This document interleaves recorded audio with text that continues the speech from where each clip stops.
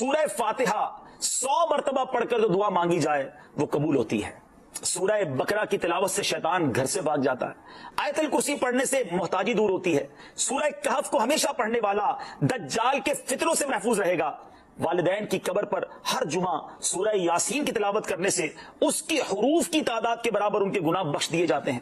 سورہ الدخان پڑھنے سے مشکل دور ہوتی ہے. جو قریب المرگ ہو اس پر سورہ جاسیہ کا دم کرنے سے خاتمہ بالخیر ہوتا ہے. سورہ حجرات کا پڑھنا اور دم کر کے پینا گھر میں خیر و برکت کے لیے مفید ہے. سورہ قاف پڑھنے سے جو باغ ہوتے ہیں ان کے پھلوں میں کثرت ہوتی ہے. سبحان اللہ. سورہ رحمان 11 بار پڑھنے سے تمام مقاصد پورے ہوتے ہیں. سورہ واقعہ جو شخص روزانہ پڑھے گا اسے کبھی فاقہ نہ ہوگا. سورہ ملک کو ہر رات پڑھنے والا عذاب قبر سے محفوظ رہے گا.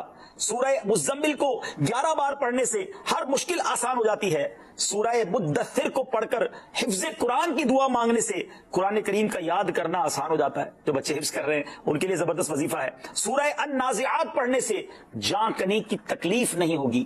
سورہ دحا پڑھنے سے بھاگا ہوا آدمی واپس آ جائے گا.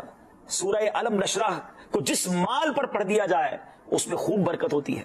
سورہ تین والتین والزیتون جو ہے 3 مرتبہ پڑھنے سے اخلاق و کردار بہتر ہوتے ہیں.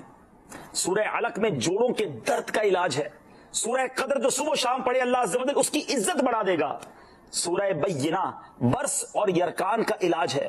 جس آدمی یا جانور کو نظر لگی ہو اس پر سورہ عادیات کا دم مفید ہے.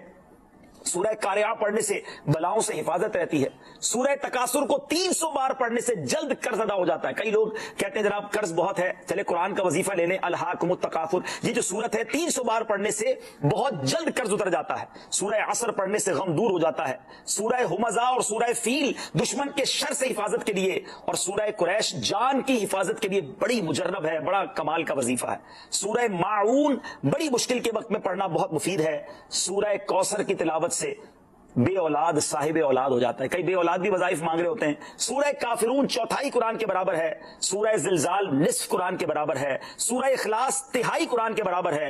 اور سورہ فلق اور سورہ ناس سے جن اور شیطان اور حاسدوں کے شر سے حفاظت رہتی ہے. پھر کیوں نہ ہم قرآن سے دوستی کر لیں, کیوں نہ